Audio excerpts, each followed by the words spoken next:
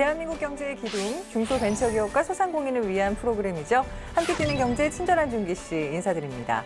자, 오늘도 알찬 소식 준비해뒀는데요. 함께 이야기 나눠주실 분 소개할게요. 자, 중소벤처기업부 해외시장 총괄 담당관실 정재훈 과장님 나오셨습니다. 어서 오세요. 안녕하십니까? 예, 반갑습니다. 사실 저희가 몇 해 전에 해외 진출 지원 담당관실에서 또 이야기를 나눴었거든요. 어떻게 보면 조금 비슷해 보이기도 하는데 정확하게 어떤 일을 하는 곳인지 소개해 주시겠어요? 예, 저희 부서인 해외시장 총괄 담당관은 중소기업 해외 진출 수출에 대해서 총괄적으로 담당하는 부서라고 보시면 됩니다. 네. 각종 그 수출, 해외 진출 현안에 대해서 대응하는 부서이기도 하고요. 예를 들면 작년에 중소기업이 그 수출액, 그다음에 수출 중소기업 수 측면에서 역대 최대 실적을 기록을 하였습니다. 맞아요. 다만 12월 달부터 감소하게 되었는데요. 거기에 대해서 이제 관련된 부처가 대응책을 마련하게 됐습니다. 네. 저희 이제 중소벤처기업부는 저희 부서 중심으로 대응책을 마련했고요.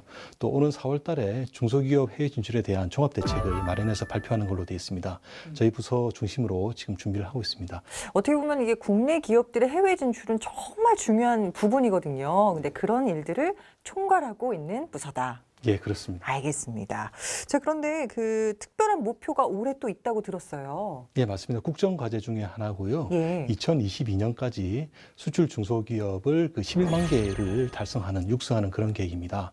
참고로 작년 2018년에는 수출 중소기업 수가 94,285개를 기록을 했는데요. 네. 전년도인 2017년에 비해서 한 2천여 개 증가한 그런 실적입니다. 물론 뭐 통관에 잡히지 않는 그런 수출 중소기업이 또 더 있을 또한 수도 있고요. 많이 있긴 예. 있습니다만 2022년까지 11만 개 달성하는 것은 쉽지 않은 과제입니다. 다만 저희 중소벤처기업부가 그 해외 진출 지원을 위해 가지고 2천억 규모의 그 지원 사업이 있고요. 네. 그런 지원 사업을 보다 좀 효율적으로 집행을 하고 추진을 하고 그다음에 저희가 이제 전국에 14개 수출 지원센터가 있습니다.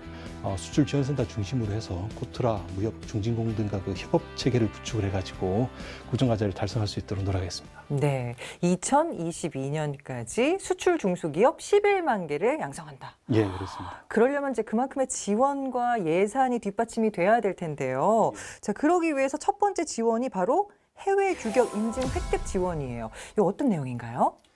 저희가 이제 관광을 한다거나 그 외국을 방문할 때 비자를 요구하는 국가가 있을 경우에 비자를 미리 좀 준비를 해야 됩니다. 마찬가지로 그 해외 인증을 요구하는 국가가 있을 때는 인증을 미리 획득한 후 수출을 할 수 있는데요. 특히 미국이나 유럽 같은 데는 소비자 안전을 위해 가지고 그 안정성을 관련된 인증을 좀 강하게 요구하고 있는 그런 추세입니다. 네. 따라서 이런 그 해외 인증을 지원할 수 딸 수 있도록 지원함으로써 그러면 품질과 안정성이 이제 인정받게 된다는 그런 얘기이기 때문에요. 수출 확대에 많은 도움이 되고 있습니다. 네, 아무래도 그 요건들이 나라마다 다르기 때문에 거기에 맞는 규격 인증을 받아야 수출을 할 수가 있는 거니까요. 자, 그럼 실제로 해외 규격 인증을 받은 후에 수출에 있어서 정말 큰 성과를 낸 기업들, 혹시 어떤 기업들이 있을까요? 반도체 제조업체가 있었는데요. 예. 그 유럽 쪽에 C 인증을 받아가지고 아. 품질과 안정성에 대해서 인정을 받았습니다. 예. 그런데 인증 전과 후를 비교할 때 약 3,000% 예. 3,000%요? 예, 증가가 됐고요. 네. 오토바이 제조업체가 있는데요. 중국이 요구하는 CCC 인증을 받았습니다. 네. 인증받은 이후에 수출액이 무려 한 5,000% 정도 증가했는데요. 예. 두 업체 모두 전년도에 비해서 네. 수출액이 300만 불 이상 증가를 했습니다. 단위 자체가 뭐 저희가 생각하는 그런 단위가 아니네요. 대단합니다. 그만큼 해외 규격 인증을 받는다는 게 그만큼 중요하다는 이야기일 텐데요. 자, 그렇다면 해외 규격 인증 지원 올해 계획은 어떠십니까? 예, 올해 예산은 107억 확보를 했고요. 예. 830여 개 업체를 지원할 계획입니다. 그래서 그 580여 개 업체는 세 차례에 걸친 그 모집 절차를 통해 가지고 선정해서 지원할 계획이고요. 네. 나머지 250개 업체는 그 심화 교육을 거쳐 가지고 지원할 계획입니다. 그렇군요. 자, 그러면 어떤 기업들이 지원을 할 수 있는 건지, 뭐 요건은 있는 건지 좀 궁금해지는데요. 예, 그 요건은 단순하고요. 전년도 수출 5천만 불 이하면은 어떤 업체든 다 신청을 할 수 있습니다. 그 수출 지원센터 그쪽 홈페이지에 들어가셔가지고 온라인만으로 지원이 가능합니다.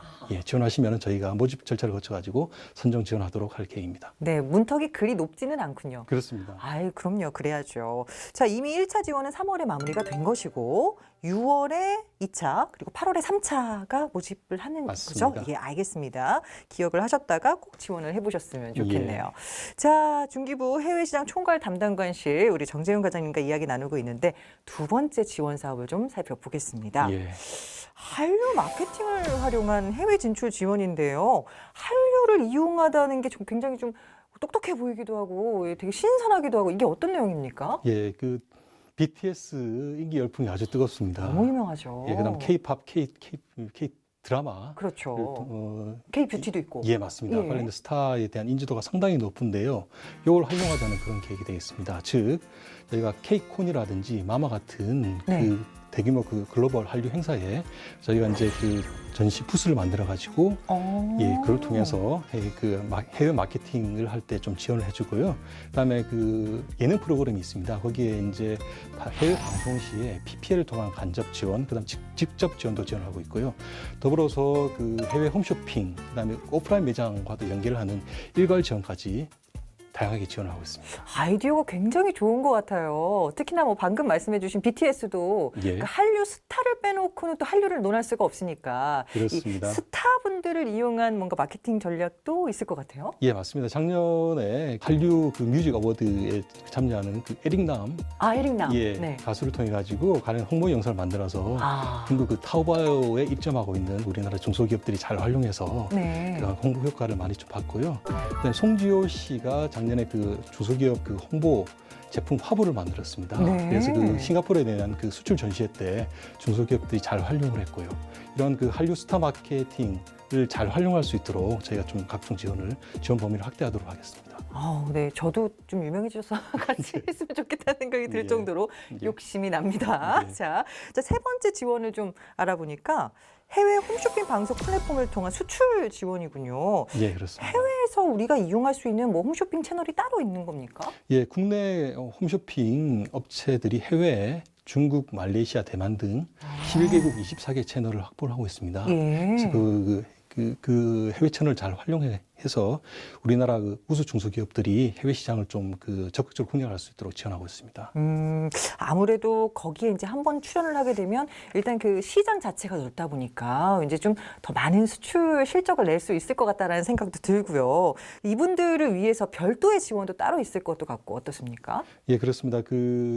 저희 직접 방송을 제작을 해야 되는데요. 그런 그 방송 제작비도 지원을 하고 있고요.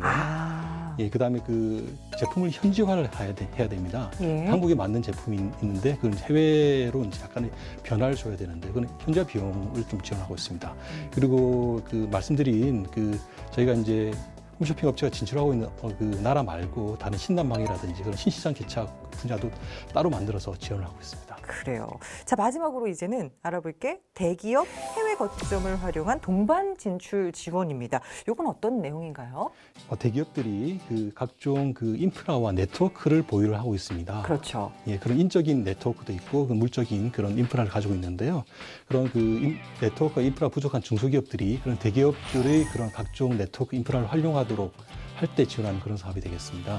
그래서 그 중소기업들이 그 현지화 상품도 개발하고 신시장 개척을 할 때 그런 대기업들이 인프라와 네트워크를 지원할 때 저희가 지원하는 그런 사업이 되겠습니다. 네, 해외 진출을 대기업과 한다고 하면 뭔가 좀 든든한 뭐 형 같고 누나 같고 이럴 것도 같은데요. 그렇습니다. 그 동반 진출을 준비하는 중소기업들의 부담을 덜어주는 뭐 그런 지원도 있을 것 같아요. 어떻습니까? 예, 그렇습니다. 그 대기업들과 이제 진출을 할 때 네. 그런 뭐 수출 상담회라든지 그런 행사 개최 비용도 지원을 하고 있고요. 그다음 브로셔라든지 통역 비용, 그다음 해외 전문가 활용 비용 등 다양한 분야로 지원을 하고 있습니다. 그렇군요. 사실 그 시간이 더 많으면 더 많은 걸 좀 알아볼 텐데 좀 아쉽긴 한데요. 이제 마무리를 좀 지어야 될 것 같습니다. 예. 어떻게 오늘 하루 함께 보시니까 어떠셨어요? 예, 제가 그 해외 진출 지원을 담당을 하고 있는데요. 저희 이제 중소벤처기업 부위 중소기업 해외 진출 수출 지원을 상세히 설명을 하고 홍보할 수 있는 아주 좋은 기회라고 생각합니다. 앞으로 더 자주 불러주시기를 좀 부탁드리겠습니다. 저희도 그러고 싶습니다. 예. 알겠습니다. 예. 자, 앞으로의 뭐 과장님의 계획이라던가 또 각오가 있으시다면요? 중소기업이 그 내수 시장에서 탈피해서 수출을 할 경우에 고용 규모가 확대가 되고 임금 수준이 높아지고 R&D 비용, 투자 비용이 높아지는 게 이제 그런 게 조사 결과가 나왔습니다. 네. 그래서 저희는 이제 그 중소기업이 그 해외 진출 수출을 통해 가지고 국내 우리나라 그 고용 창출을 선도를 하고 임금도 많이 받고 그러니까 그런 거를 포함해 가지고 보다 그 근무 환경이 좋아지는 그런 장소, 그런 업체로 그 발전할 수 있도록 최선의 노력을 다하겠습니다. 알겠습니다. 저희도 응원하겠습니다. 예, 예. 네. 자, 2022년까지 수출 중소기업 11만 개를 목표로 하고 있습니다. 여러분이 주인공이 되실 수 있다는 거 잊지 마시고요. 함께 뛰는 경제 친절한 준기 씨, 저희가 준비한 소식은 여기까지입니다. 다음 시간에는 전통시장에 관련된 이야기 나눠볼게요. 끝까지 함께 해주신 여러분 고맙습니다.